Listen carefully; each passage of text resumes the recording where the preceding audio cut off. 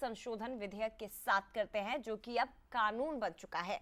वक्फ संशोधन बिल जो 3 और 4 अप्रैल राज्यसभा लोकसभा से पास हुआ, 8-8 घंटे की इस पर चर्चा हुई और उसी के बाद अब इस बिल को राष्ट्रपति की मंजूरी मिल चुकी है। संसद के पास इस बिल को राष्ट्रपति ने मंजूरी दी और अब ये कानून की शक्ल ले चुका है। लेकिन सरकार अब ये तय करेगी कि इसे लागू कब से किया जाए। लेकिन इन सब के बीच इस बिल के खिलाफ सुप्रीम कोर्ट में 4 याचिकाएं दाखिल हुई हैं। तो ये महत्वपूर्ण खबर आपको बता दें, लोकसभा में बुधवार को वक्फ संशोधन बिल पारित हुआ, जिसका उद्देश्य वक्फ संपत्तियों में पारदर्शिता लाना और गैर मुस्लिमों को भी वक्फ बोर्ड में शामिल करना है। लेकिन इन सब के बीच अब ये बिल कानून बन चुका है और सभी को इसे मानना होगा। लेकिन वक्फ बोर्ड आखिर है क्या, ये आपको जल्दी से और आसान शब्दों में समझाने की कोशिश करते हैं। धार्मिक मकसद के लिए संपत्ति का स्थायी दान वक्फ बोर्ड। वक्फ की अवधारणा दिल्ली सल्तनत के समय से है और वक्फ संपत्तियों का प्रबंध अधिनियम 1995 के तहत है। 2013 में भी हालांकि इस अधिनियम में संशोधन किया गया। संशोधनों ने वक्फ संपत्तियों की बिक्री को असंभव बना दिया। अब जरा इस पर भी नजर डाल लीजिए कि नए और पुराने वक्फ बिल में क्या अंतर है, क्यों इसमें संशोधन करना पड़ा। पुराना कानून, वक्फ अगर किसी संपत्ति पर दावा करता है तो प्रॉपर्टी मालिक ट्रिब्यूनल में अपील कर सकता है।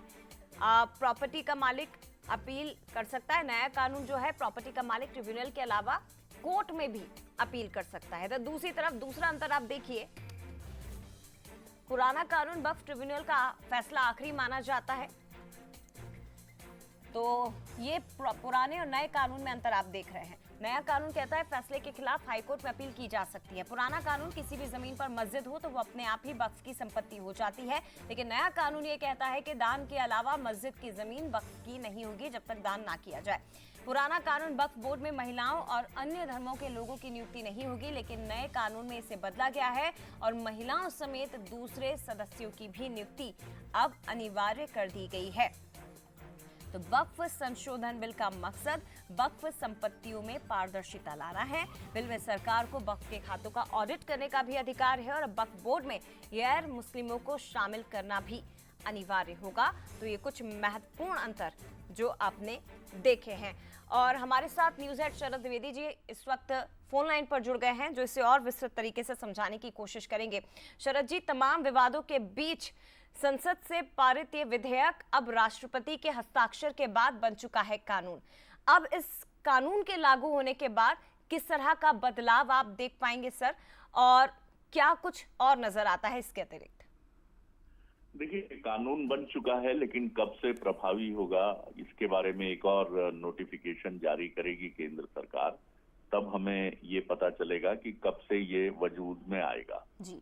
और जाहिर तौर पर जब पूरे देश ने जो परिवर्तन देखे हैं, वक्फ अधिनियम और जो बिल जिसमें परिवर्तन, अब वक्फ संपत्तियों जितनी भी प्रॉपर्टीज हैं, 8 लाख से ज्यादा संपत्तियां हैं देश में वक्फ बोर्ड के अधीन, उन सब का डिजिटलाइजेशन होगा। कलेक्टर्स को उनको लेकर सर्वेक्षण के अधिकार मिलेंगे और जो एक अर्ध न्यायिक संस्था है वक्फ ट्रिब्यूनल, जो इस तरह के मामलों के विवाद, जो वक्फ संपत्ति के मामले के विवाद होते हैं, वो वक्फ ट्रिब्यूनल तक पहुंचते हैं। और अभी उसको शायद कोर्ट में चैलेंज करने की एक व्यवस्था नहीं थी, लेकिन अब इस अधिनियम के जरिए, इस कानून के जरिए अगर कोई ऐसा विवाद सामने आता है तो वक्फ ट्रिब्यूनल के फैसले को हाईकोर्ट में चुनौती दी जा सकती है।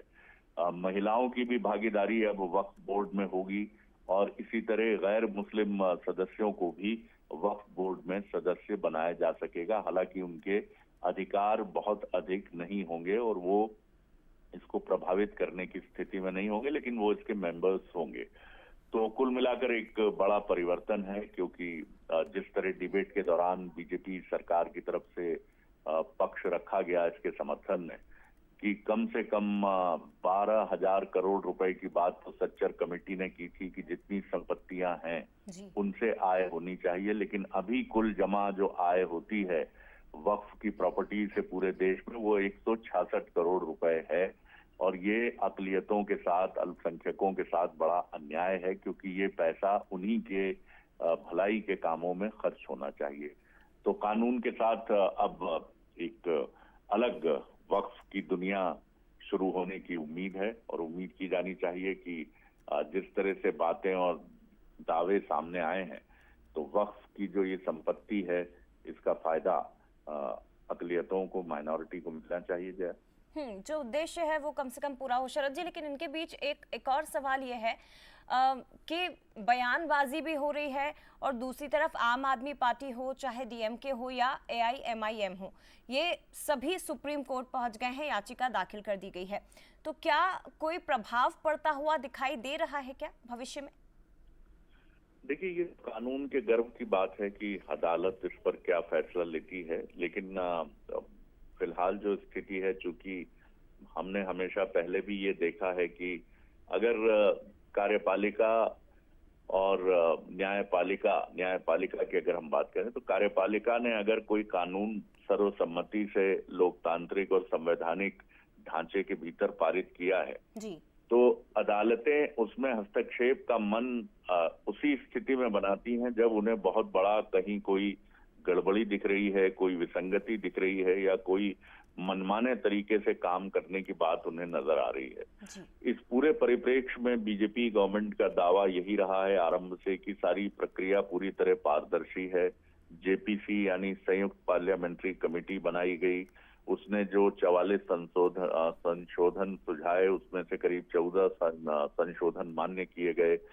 कुछ और रेक्टिफिकेशंस जब लोकसभा और राज्यसभा में हुए, उनमें से कुछ चीजों पर आश्वासन दिए गए कि इनको भविष्य में देख लिया जाएगा।